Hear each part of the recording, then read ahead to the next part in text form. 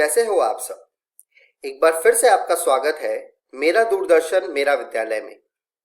आशा करता हूं आपको जो ये घर पर विद्यालय का अनुभव मिल रहा है आप उसे बहुत एंजॉय कर रहे होंगे और एंजॉयमेंट के साथ आपकी पढ़ाई भी हो रही होगी। आप सभी ने अपना कॉपी और कलम तो ले ही लिया होगा। तो आज की कक्षा में भी अगर आपके मन में आज के विषय से संबंधित कोई जिज्ञासा एवं प्रश्न हो तो नोट करते जाना है। आइए देखते हैं आज के एपिसोड में हम क्या पढ़ेंगे। आज के एपिसोड में हम कक्षा 9 से शुरुआत करेंगे, जिसमें हम गणित के पाठ बहुपद को पढ़ेंगे। उसके बाद हम विज्ञान के नए पाठ हमारे आसपास के पदार्थ को पढ़ेंगे। कक्षा 9 की पढ़ाई के बाद हम एक रोचक कहानी देखेंगे जिसका नाम है भारत की रेल यात्रा, पोस्ट कार्ड की जुबानी। इस कहानी के बाद हम कक्षा 10 की पढ़ाई शुरू करेंगे, जिसमें हम गणित में बहुपद पाठ को पढ़ेंगे और विज्ञान में जैव प्रक्रम के बारे में पढ़ेंगे। तो चलिए शुरू करते हैं आज के एपिसोड को।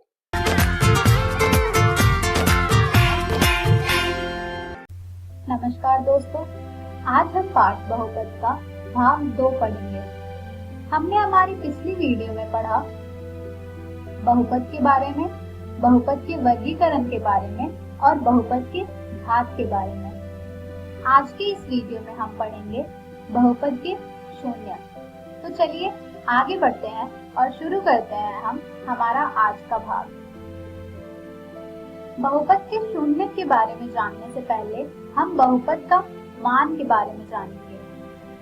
जब हम हमारे बहुपद में x के मान को सर्वत्र x के स्थान पर प्रतिस्थापित करेंगे तो हमें हमारे बहुपद का मान मिल जाएगा।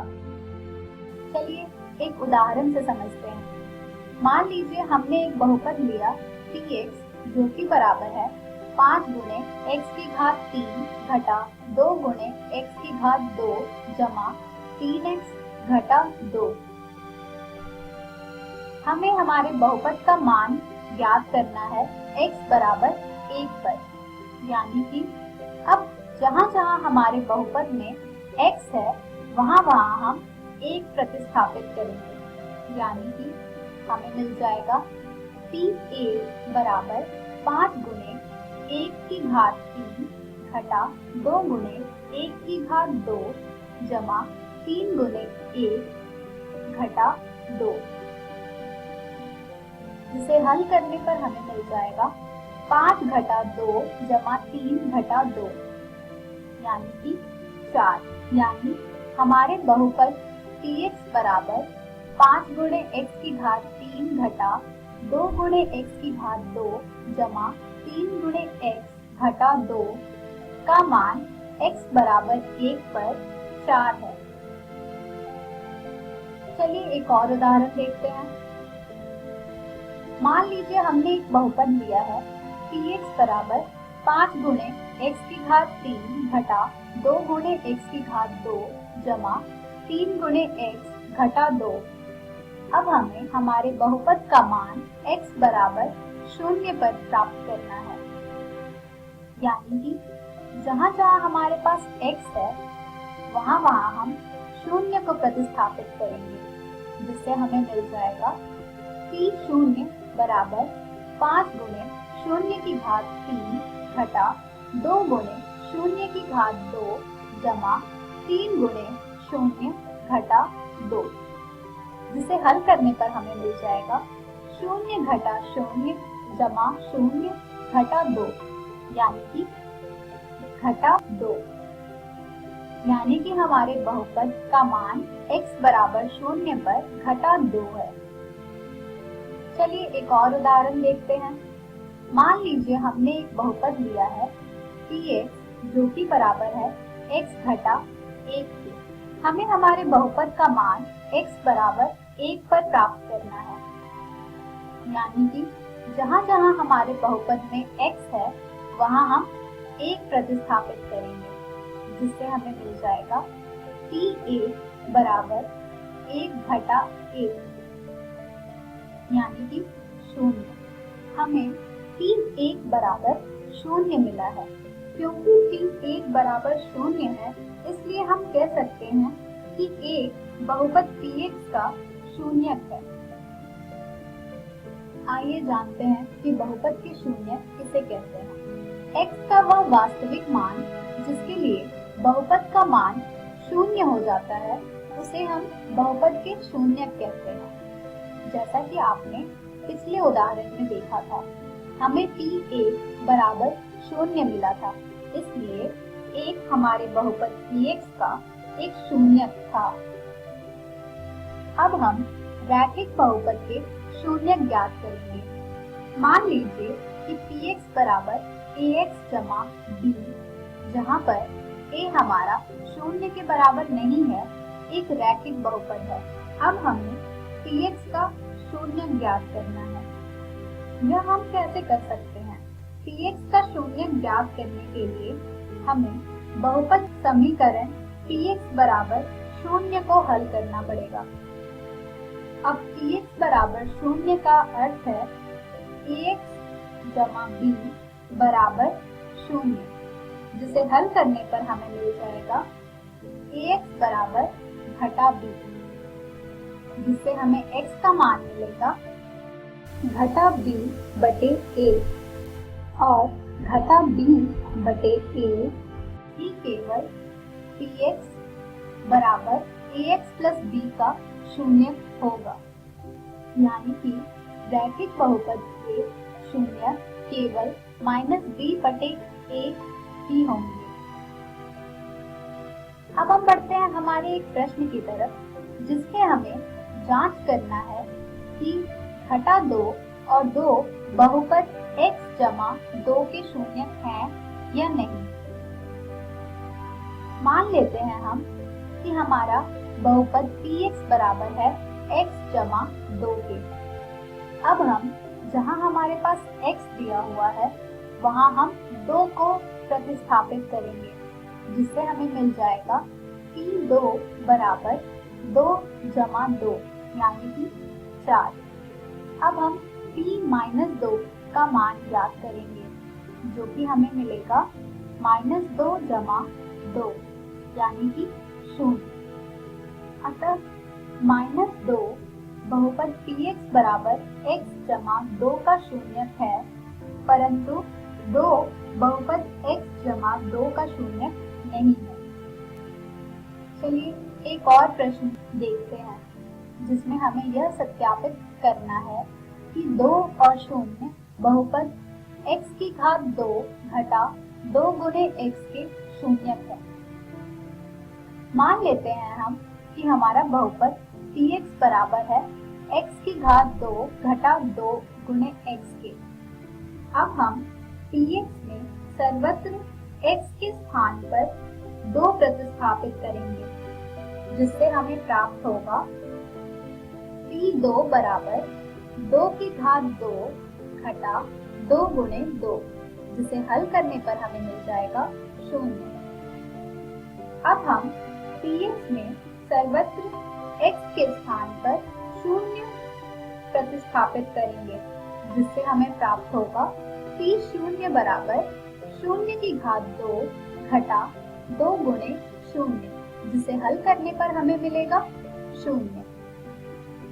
यानी कि हम कह सकते हैं कि 2 और 0 दोनों ही बहुपद Px के शून्यक हैं।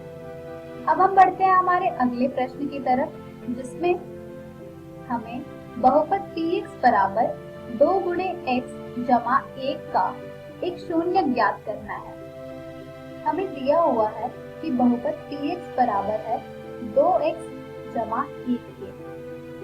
शून्यक को ज्ञात करने के लिए हमें सबसे पहले बहुपद समीकरण Px बराबर 0 को हल करना होगा, जिससे हमें मिल जाएगा 2x जमा 1 बराबर 0, जिससे हमें x का मान मिल जाएगा घटा 1 बटे 2, यानी कि घटा 1 बटे 2 बहुपद Px का शून्यक है। आज के इस वीडियो में हमने सीखा बहुपद के शून्य। हम हमारी अगली वीडियो में पढ़ेंगे शेषफल प्रमेय। धन्यवाद।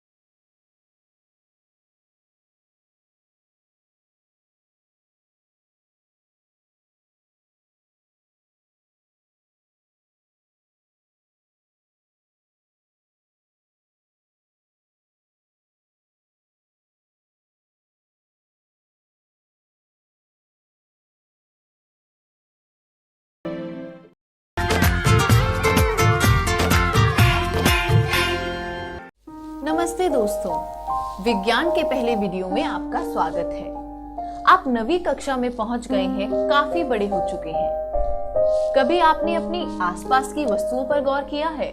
आपके आसपास बहुत सारी वस्तुएं हैं। अब आप अगर साफ आसमान तले धूप सेक रहे हो तो पेड़ों को देख लीजिए, या बारिश में भीग रहे हो तो आप अपना छाता देख लीजिए, या फिर बारिश की बूंदों पर ही गौर कर लीजिए। इन सभी वस्तुओं का कुछ न कुछ आकार है, कुछ आकृति है, कुछ रंग है। और तो और अगर आप सर्दी के मौसम की बात करें तो कोहरा पड़ता है, यानी हवा का भी कुछ रंग हो सकता है। दुनिया में सभी वस्तु किसी न किसी सामग्री से बनी है जो उन्हें उनका रंग और आकार देता है, और उस सामग्री को वैज्ञानिक पदार्थ कहते हैं। तो चलिए इस वीडियो में हम देखते हैं हमारे आसपास के पदार्थ।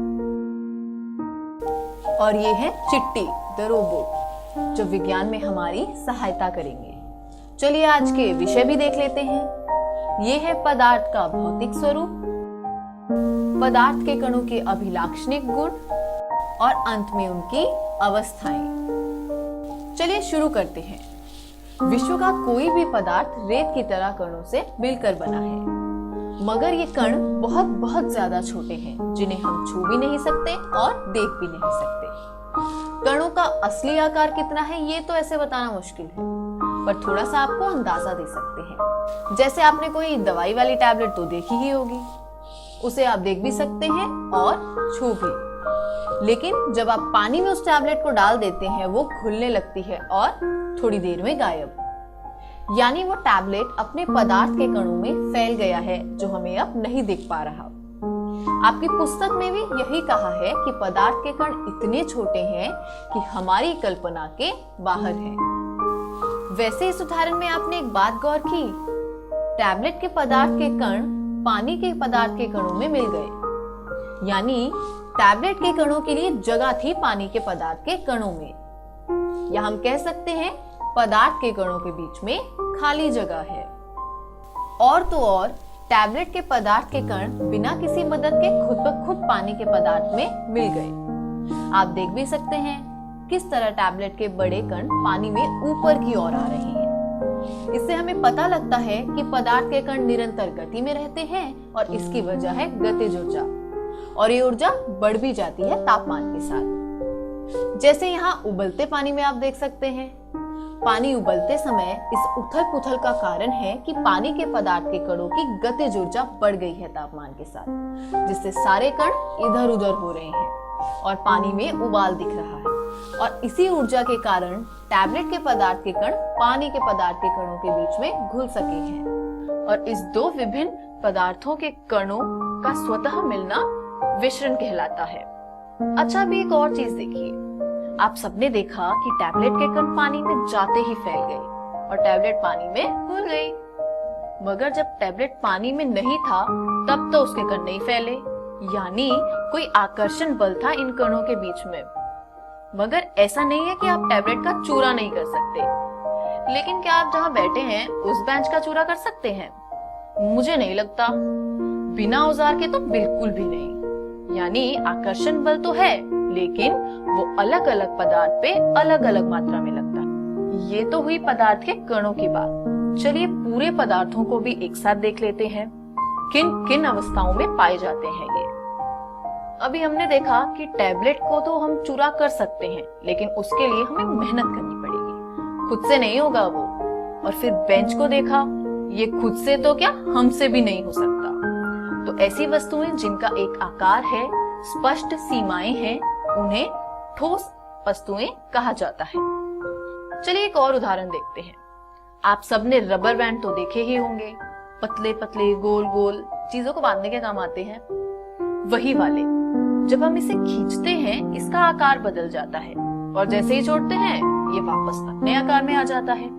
और अगर अत्यधिक बल लगाया जाए तो वह टूट जाता है। यानी पदार्थ की वह अवस्था जिसमें उसके आकार में परिवर्तन ना लाया जा सके उसे ठोस अवस्था कहते हैं। अब रबर बैंड को छोड़िए और चिट्टी को देखिए।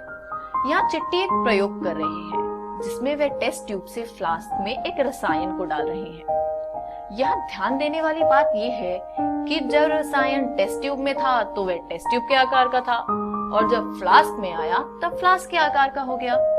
लेकिन वो रसायन वही है, उसका आयतन भी उतना ही है और वजन भी, उनमें कोई परिवर्तन नहीं है। और ये सिर्फ यहाँ ही नहीं, कोई और फ्लास्क या बर्तन ले लीजिए, ये रसायन या फिर साधारण पानी भी बर्तन का ही आकार ले लेगा। तो पदार्थ की वो अवस्था जिसमें उसका निश्चित आकार तो नहीं लेकिन निश्चित आयतन होता है, उसे द्रव्य अवस्था कहते हैं। हमने ठोस अवस्था देख ली, द्रव्य अवस्था देख ली, लेकिन एक गैसीय अवस्था भी होती है। कहते हैं ये हवा, धुआं, ये सब है। अब हवा तो हमने देखी नहीं कभी, बस सांस में ली है। अच्छा हाँ, गुब्बारे याद है आपको? हवा ही तो भरी होती है उसमें। भले ही हवा दिख नहीं रही, मगर हवा की वजह से ही गुब्बारा फूलता है। और अगर आपको मेलों में गुब्बारे वाला याद हो तो उसके पास एक सिलेंडर भी होता था जिससे वो गुब्बारों में हवा भरता था। उस सिलेंडर में भी हवा ही भरती है। कभी मिले तो पूछना कौन सी गैस है उस सिलेंडर में। किसी गैसीय पदार्थ के कणों के बीच बहुत ज्यादा रिक्त स्थान होता है। ठोस पदार्थ में सबसे कम, द्रव्य पदार्थ में थोड़ा ज्यादा और गैसीय अवस्था में सबसे ज्यादा। अब उन गुब्बारों को ही याद कीजिए। अगर आप गुब्बारे को हर तरफ से दबाते हैं तो वो दबकर थोड़ा छोटा हो जाता है। अब ज्यादा दबाएंगे तो फूट जाएगा, लेकिन उससे पहले कुछ आकार तक छोटा होता है। यानी गैसीय पदार्थ में संपीड्यता काफी ज्यादा है क्योंकि कणों के बीच में जगह भी ज्यादा है। आप गुब्बारा फुलाने वाला सिलेंडर ही ले लीजिए। जितने गुब्बारे उससे फुलाते हैं इतनी गैस तो नहीं आनी है उस सिलेंडर में बिना संपीड्यता के। अच्छा, और आप सभी को घर में खाने के समय से पहले ही खाने की खुशबू आती होगी, लेकिन रसोई घर से दूसरे कमरे तक ये हुआ कैसे? ऐसा इसलिए क्योंकि खाना पकाते समय उस पकवान के कुछ कण धुएं में निकलने लगते हैं और वायु में मिल जाते हैं। अब जो वायु में कण हैं, वो काफी तीव्रता से फैल जाते हैं और हमारी नाक तक पहुंच जाते हैं, और इस प्रक्रिया को हम विसरण कहते हैं। पर यदि रसोई में एक शरबत बनाया जा रहा हो या कोई मिठाई रखी हो, तो क्या तब भी आप बता पाएंगे? नहीं, क्योंकि इसके कण वायु में नहीं मिल रहे हैं। संक्षेप में देखें तो गैसों का अन्य गैसों में विसरण काफी तीव्रता से होता है, इसलिए खाने से धुआं उठते ही हमें महक आने लगती है, वो भी काफी दूर तक। और ये विसरण की तेजी का कारण कणों की गतिज ऊर्जा जो ठोस और द्रव्य पदार्थों से काफी ज्यादा होती है, और गैसीय पदार्थों की संपीड्यता भी काफी ज्यादा होती है, जो हमने गुब्बारे फुलाने वाले सिलेंडर में देखा, और रसोई घर वाला सिलेंडर भी वैसा ही होता है। तो ये हो गए हमारे 3 प्रकार के पदार्थ। चलिए इस वीडियो को यहीं समाप्त करते हैं और विदा लेने से पहले एक बार देख लेते हैं कि आज हमने क्या क्या सीखा। सबसे पहले हमने देखा कि पदार्थ रेत की तरह कणों से मिलकर बना है, और फिर जाना कि उन कणों के बीच काफी खाली जगह भी है। ये कण निरंतर गति में होते हैं और उनमें आकर्षण बल भी होता है, और इन्हीं गुणों के आधार पर हमने पदार्थ की विभिन्न अवस्थाओं को भी जाना, ठोस, द्रव्य और गैसीय। चलिए आज की वीडियो में बस इतना ही। चिट्टी और मैं फिर आएंगे इस पाठ पर और चर्चा करने। तब तक के लिए अलविदा। पदार्थ के कण कैसे होते हैं? बड़े, छोटे, बहुत छोटे मध्यम आकार। ठोस वस्तुएं कौन सी होती हैं? निश्चित आकार, स्थिर आयतन, स्पष्ट सीमाएं। निश्चित आकार, अस्थिर आयतन, अस्पष्ट सीमाएं। अनिश्चित आकार, स्थिर आयतन और स्पष्ट सीमाएं। अनिश्चित आकार, अस्थिर आयतन और अस्पष्ट सीमाएं। द्रव्य वस्तुएं कौन सी होती हैं? अनिश्चित आकार, निश्चित आयतन। निश्चित आकार, अनिश्चित आयतन। अनिश्चित आकार, अनिश्चित आयतन। निश्चित आकार, निश्चित आयतन। नीचे दी गई वस्तुओं में से कौन सी वस्तु ठोस है? हवा, पानी, सिक्का, तेल। नीचे दी गई वस्तुओं में से कौन सी वस्तु गैसीय वस्तु है?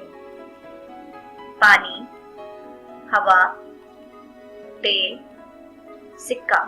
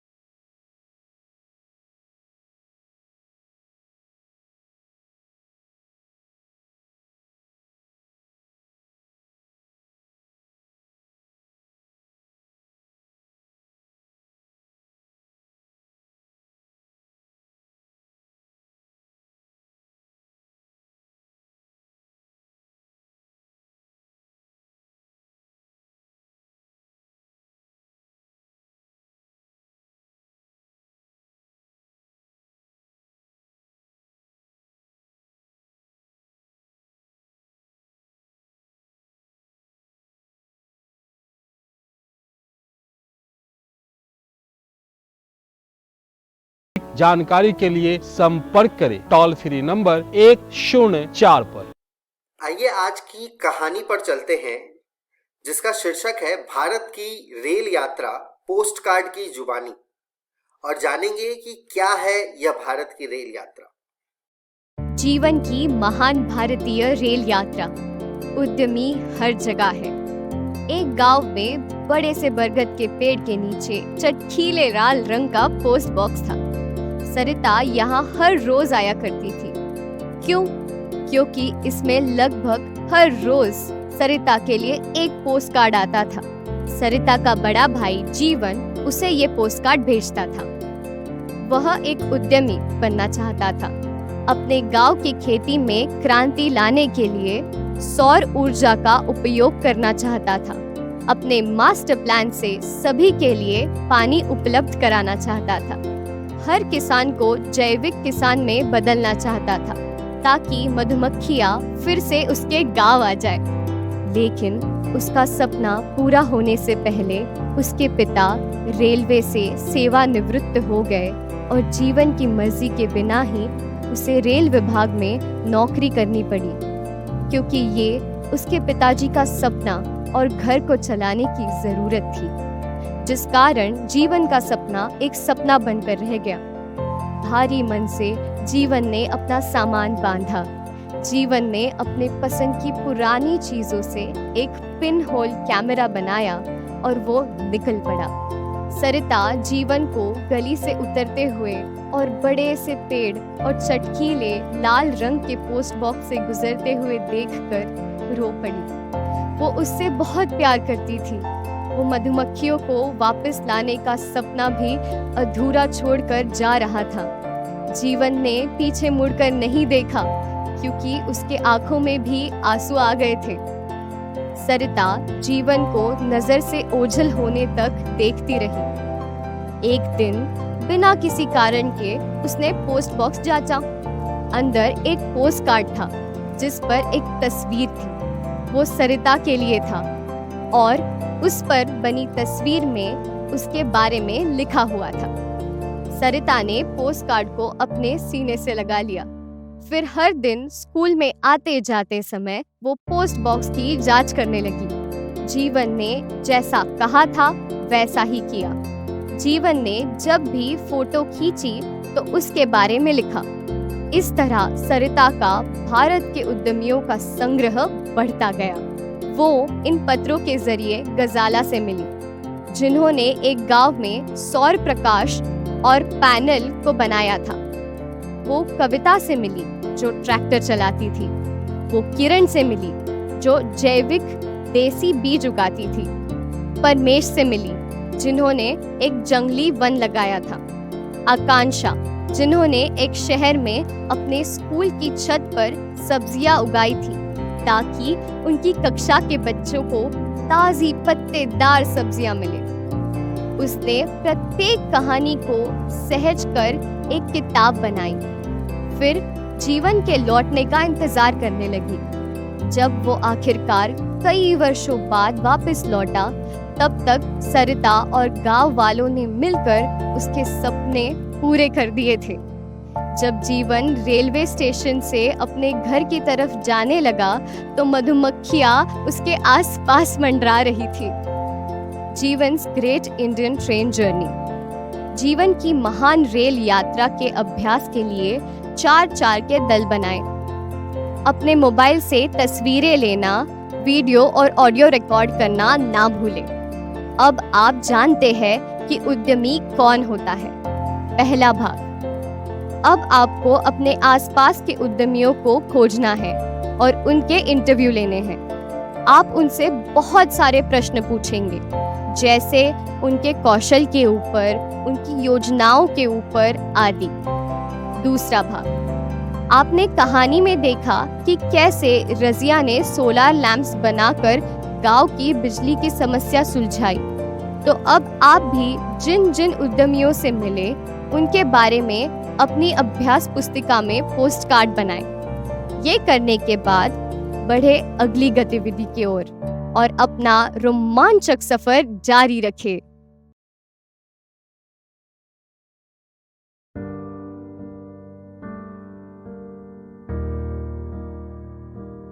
राजू जरा इधर आना।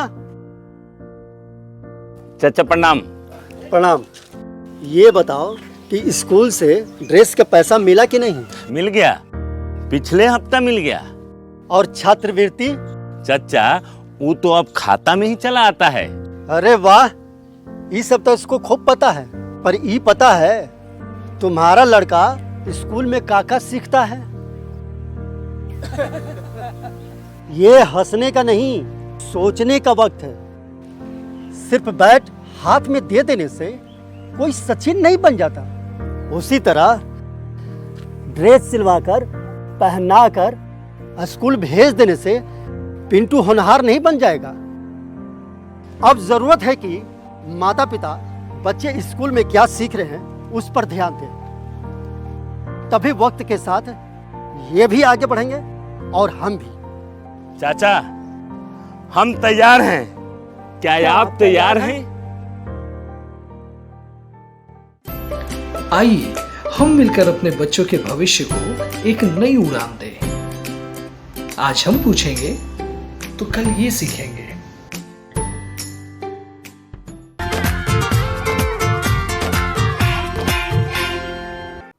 नमस्कार दोस्तों, आज की इस वीडियो में हम पढ़ेंगे बहुपद, जिसको इंग्लिश में पॉलिनोमियल्स कहते हैं। तो आज की वीडियो में हम बहुपद पार्ट 3 पढ़ेंगे। चलिए देखते हैं पार्ट 3 में हम क्या पढ़ेंगे। त्रिघात बहुपद के शून्य को और गुणांकों में समबांध। तो चलिए जानते हैं त्रिघात बहुपद के बारे में। त्रिघात बहुपद का स्टैंडर्ड फॉर्म कुछ इस प्रकार होता है: ax का घन जमा bx का वर्ग जमा cx जमा d। ध्यान रहे इसमें a का मान शून्य नहीं हो सकता है। तो चलिए जानते हैं त्रिघात बहुपद के शून्यकों के बारे में। त्रिघात बहुपद में अधिक से अधिक 3 शून्यक हो सकते हैं। तो चलिए मान लेते हैं कि इसके 3 शून्यक हैं: अल्फा, बीटा तथा गामा। अब देखते हैं त्रिघात बहुपद के शून्यकों और गुणांकों में संबंध। तो ये है हमारा त्रिघात बहुपद: ax का घन प्लस bx का वर्ग प्लस cx प्लस d। तो चलिए देखते हैं इस त्रिघात बहुपद के गुणांकों और शून्यकों के बीच में संबंध। अल्फा, बीटा तथा गामा अगर इस त्रिघात बहुपद के शून्यक है, तब alpha plus beta plus gamma बराबर होगा -b/a के, जहां पर b जो है वो x वर्ग का गुणांक है तथा a x घन का गुणांक है। इसी प्रकार alpha into beta plus beta into gamma plus alpha into gamma बराबर होगा c/a के, जहां पर c x का गुणांक है तथा a x घन का गुणांक है। इसी प्रकार alpha into beta into gamma बराबर होगा -d/a, जहां पर d अचर पद है तथा a x घन का गुणांक है। चलिए उदाहरण देखते हैं। जांच कीजिए कि त्रिघात बहुपद px बराबर में 3x का घन माइनस 5x का वर्ग माइनस 11x माइनस 3 के शून्यक 3 -1 और -1/3 है। इसके पश्चात शून्यकों तथा गुणांकों के बीच के संबंध की सत्यता की जांच कीजिए। तो चलिए हल देखते हैं। दिए हुए बहुपद की ax घन प्लस bx वर्ग प्लस cx प्लस d से तुलना करने पर हमें a बराबर 3, b बराबर -5, c बराबर -11 तथा d बराबर -3 प्राप्त होता है। तो चलिए सबसे पहले देखते हैं कि 3 -1 तथा -1/3 इस त्रिघात बहुपद के शून्यक हैं या नहीं। तो चलिए सबसे पहले 3 का चेक करते हैं। इसके लिए हम p3 का मान ज्ञात करेंगे और x की जगह पर 3 को प्रतिस्थापित करेंगे। इस प्रकार हमें प्राप्त होगा 3 गुने में 3 का घन माइनस 5 गुने में 3 का वर्ग माइनस 11 गुने में 3 माइनस का 3, जो आएगा 81 माइनस 45 माइनस 33 माइनस 3। इसको आगे हल करने पर हमें 0 प्राप्त होता है, यानी 3 इस त्रिघात बहुपद का शून्यक है। चलिए अगला चेक करते हैं -1। अब हम x को -1 से प्रतिस्थापित करेंगे। इस प्रकार हमें प्राप्त होता है 3 गुने में -1 का घन माइनस 5 गुने में -1 का वर्ग माइनस 11 गुने में -1 माइनस का 3।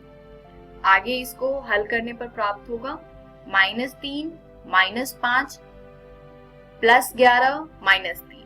इसको हल करने पर फिर से हमें 0 प्राप्त होता है, यानी -1 भी इस त्रिघात बहुपद का शून्यक है। चलिए तीसरा चेक करते हैं, -1/3।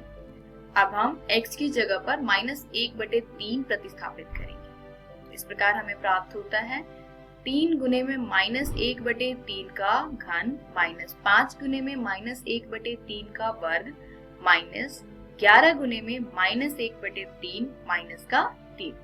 इसको हल करने पर प्राप्त होगा -1/9 माइनस 5/9 प्लस 11/3 माइनस का 3।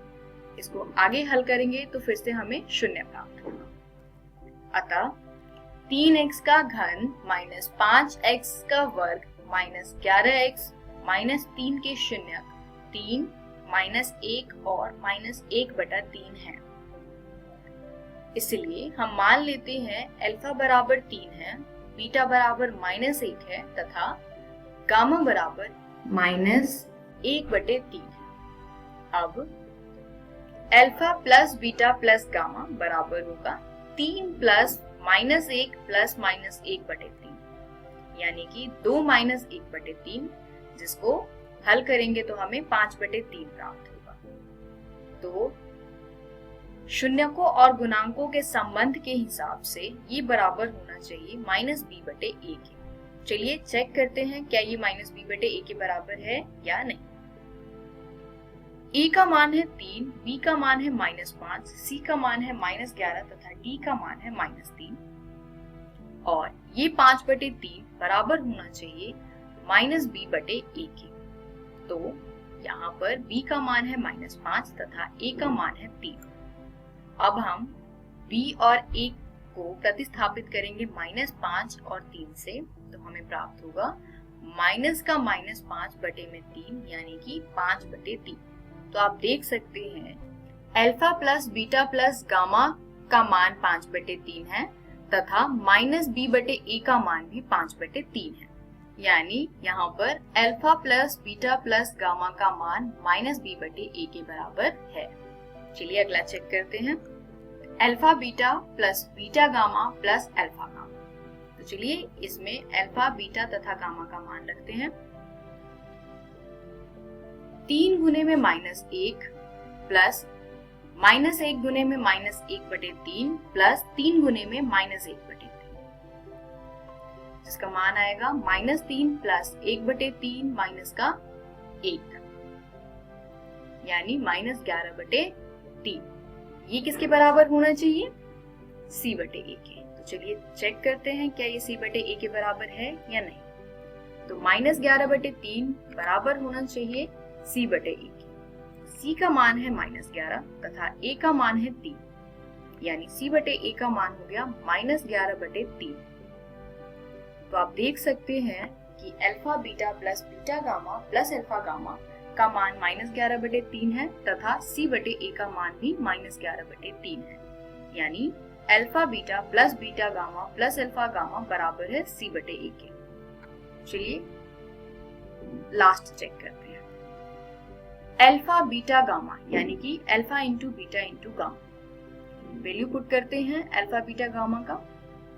3 गुने में -1 गुने में -1/3, यहाँ पर 3 से 3 कैंसिल हो जाएगा तथा -1 गुने में -1 1 के बराबर आ गया। अब ये बराबर होना चाहिए किसके? -d/a के। तो चलिए इसको भी चेक करते हैं। 1 बराबर होना चाहिए -d/a के, जहाँ पर d का मान है -3 तथा a का मान है 3। अब माइनस का -3/3 को हल करेंगे तो ये बराबर आएगा 1 के। तो आप फिर से देख सकते हैं कि अल्फा बीटा गामा का मान 1 है तथा -d/a का मान भी 1 है, यानी कि अल्फा बीटा गामा बराबर है -d/a के। तो इस प्रकार ये प्रश्न समाप्त होता है।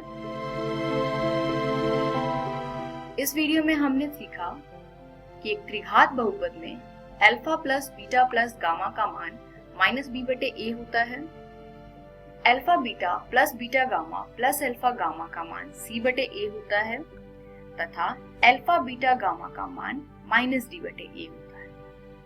अगली वीडियो में हम इसी को कंटिन्यू करेंगे, यानी बहुपद के शून्यकों और गुणांकों के बीच में संबंध के बारे में।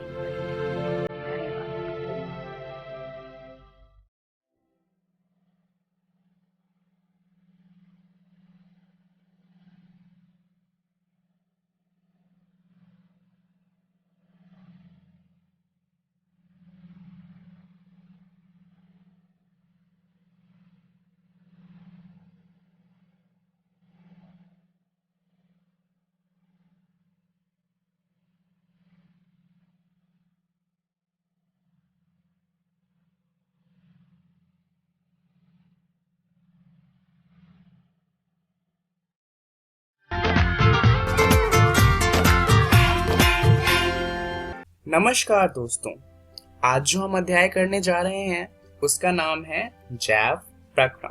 आज हम इसका दूसरा भाग करेंगे। तो चलिए जानते हैं कि इस भाग में हम क्या क्या जानने वाले हैं। सबसे पहले हम बात करेंगे पोषण की, और उसके बाद हम बात करेंगे स्वपोषी पोषण की और विषमपोषी पोषण की। जैसा कि हम जानते हैं, इससे पहले वाले जो वीडियो था उसके अंदर हमने जाना था कि जैव प्रक्रम क्या होते हैं, और उसमें हमने 4 तरीके के जैव प्रक्रम पढ़े थे। पोषण उन्हीं में से एक प्रक्रम है।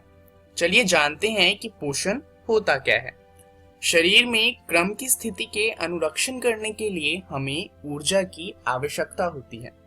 इसके अलावा वृद्धि, विकास, प्रोटीन संश्लेषण आदि में भी हमें बाहर से पदार्थों की आवश्यकता होती है। अब ये हमें किससे मिलेंगे? ये हमें मिलेंगे हमारे भोजन से। और अगर हम भोजन को नहीं लेंगे तो क्या होगा?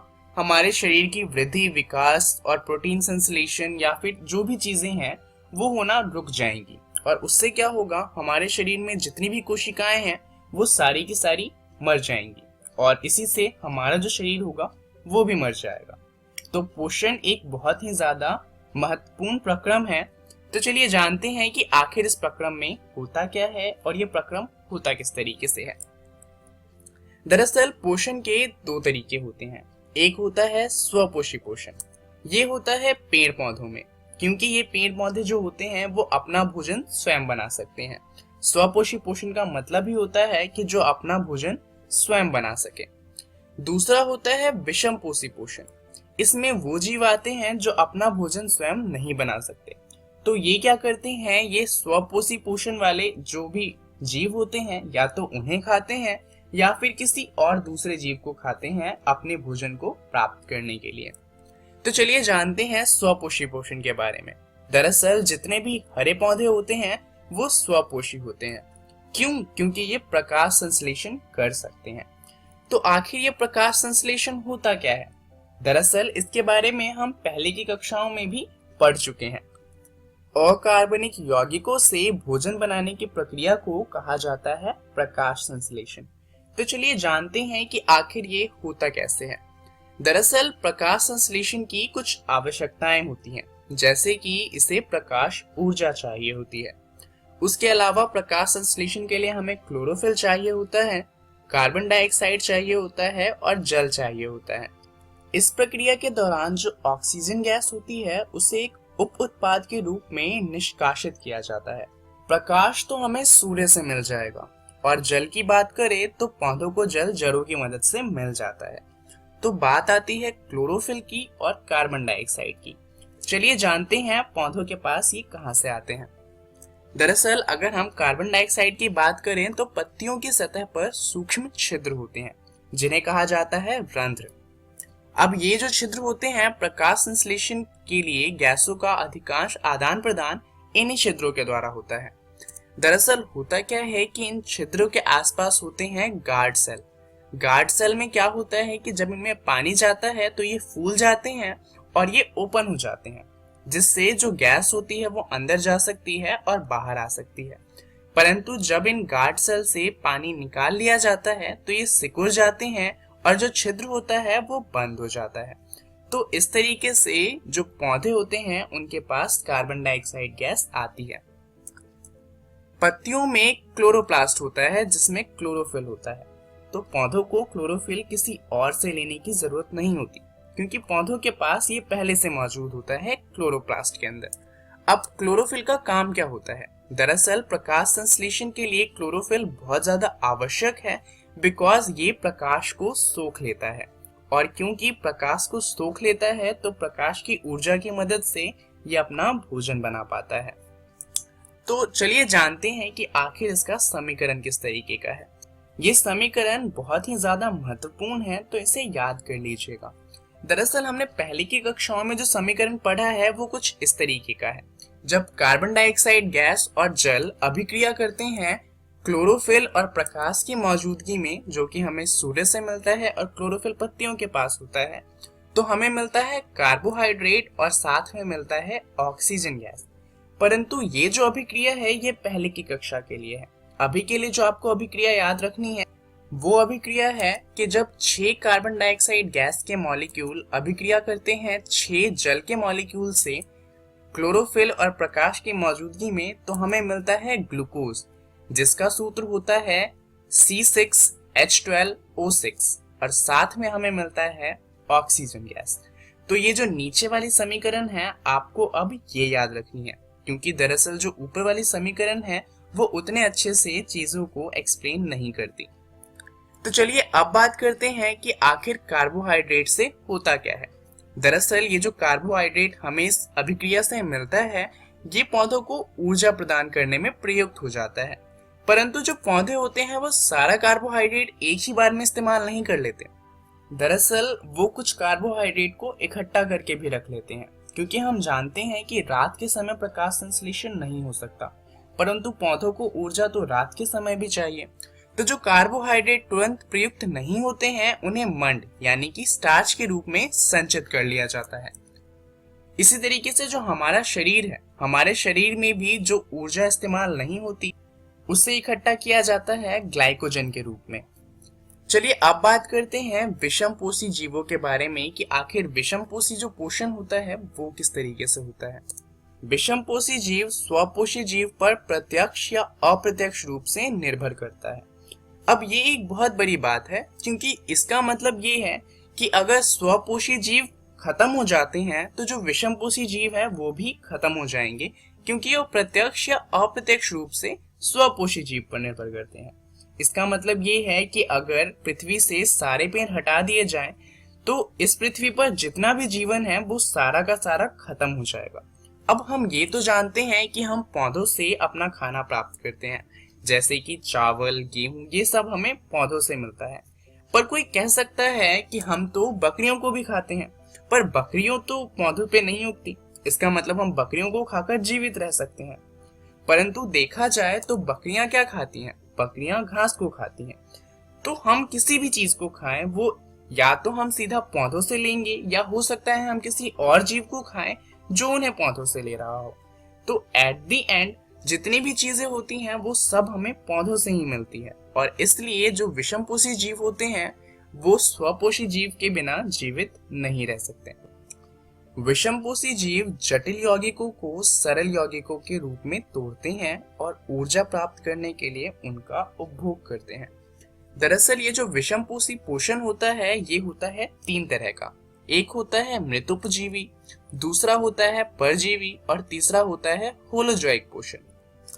मृतोपजीवी वो जीव होते हैं जो सड़ चुके जीवों से अपना भोजन प्राप्त करते हैं, उदाहरण के लिए फफूंदी, यीस्ट, मशरूम इत्यादि। अगर परजीवी की बात करी जाए तो ये वो जीव होते हैं जो पौधे और जंतुओं को बिना मारे उनसे पोषण प्राप्त करते हैं, उदाहरण के लिए जूं, जोक इत्यादि इसके उदाहरण हो जाते हैं। अब बात करते हैं होलोजोइक पोषण की, जो मनुष्य के अंदर होता है। अन्य जीव संपूर्ण भोज्य पदार्थ का अंतर्ग्रहण करते हैं तथा उसका पाचन शरीर के अंदर होता है, उदाहरण के लिए मनुष्य, जानवर इसके उदाहरण हो जाते हैं। अब अगर हम अमीबा में पोषण की बात करें तो अमीबा एक कोशिकीय जीव है। इसके अंदर एक ही कोशिका होती है जो भोजन को खाती भी है, उसे पचाती भी है और उससे ऊर्जा भी ग्रहण करती है। वहीं अगर हम मनुष्य जैसे जीवों की बात करें तो उनके पास काम बटा हुआ होता है, जैसे कि हाथ का इस्तेमाल होता है खाना खाने के लिए, मुंह से हम खाने को चबाते हैं और आमाशय में खाना पचाया जाता है। अब अगर हम अमीबा की बात करें तो अमीबा कोशिकीय सतह से उंगली जैसे अस्थायी प्रवर्ध की मदद से भोजन ग्रहण करता है, जैसा कि आप यहाँ पर देख सकते हैं। यह प्रवर्ध भोजन के कणों को घेर लेता है तथा संगलित होकर खाद्य रिक्तिका को आप यहाँ पर देख सकते हैं। खाद्य रिक्तिका के अंदर जटिल पदार्थों का विघटन सरल पदार्थों में किया जाता है और वे कोशिका द्रव्य में विस्तृत हो जाते हैं, और इस तरीके से अमीबा का पोषण पूरा होता है। तो चलिए जानते हैं इस वीडियो में हमने क्या क्या सीखा। हमने बात करी पोषण की, जहां पर हमने 2 तरीके के पोषण जाने, जो थे स्वपोषी पोषण और विषमपोषी पोषण। इसके बारे में और अच्छे से जानने के लिए आप अपनी एनसीईआरटी के जैव प्रक्रम वाले अध्याय को पढ़िएगा, जहां पर आपको पढ़ना है पोषण और जीव अपना पोषण कैसे प्राप्त करते हैं। अगली वीडियो में हम बात करेंगे मनुष्यों में पोषण के बारे में। तो आपको 2 काम करने हैं। पहला इस वीडियो में जो चीजें पढ़ी हैं उसे बुक में फिर से जाकर पढ़ना है और अगली कक्षा में मनुष्यों में पोषण को पढ़ के आना है। इस वीडियो के लिए इतना ही। धन्यवाद।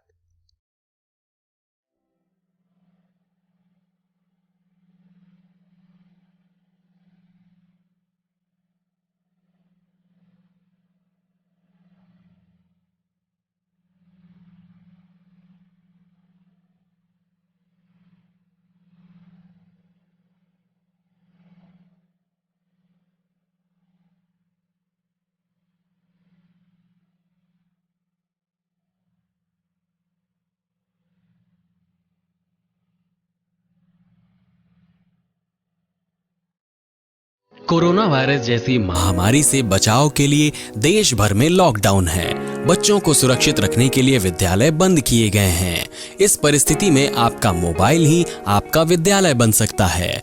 जी हाँ, बिहार सरकार के शिक्षा विभाग ने यूनिसेफ और इकोवेशन के साथ मिलकर उन्नयन ऐप मेरा मोबाइल मेरा विद्यालय की शुरुआत की है। इस ऐप पर आप कक्षा 6 से 12 तक के पाठ्यक्रम को पढ़ सकते हैं। सिर्फ पढ़ ही नहीं सकते, बल्कि आपको पढ़ते समय अगर किसी भी तरह की कोई परेशानी आती है या फिर मन में कोई सवाल आता है तो इस ऐप पर आप अपने सवाल भी पूछ सकते हैं, जिसका जवाब उस विषय के विशेषज्ञ द्वारा दिया जाएगा। तो प्ले स्टोर से अभी डाउनलोड करें उन्नयन ऐप मेरा मोबाइल मेरा विद्यालय और अपने मोबाइल से ही अपने विद्यालय का अनुभव पाएं, वो भी बिल्कुल निशुल्क। घर पर रहें, सुरक्षित रहें, स्वस्थ रहें, पढ़ते रहें, आगे बढ़ते रहें, क्योंकि चाहे कोई भी स्थिति हो, शिक्षा हर बच्चे का अधिकार है। बिहार शिक्षा परियोजना की एक पहल।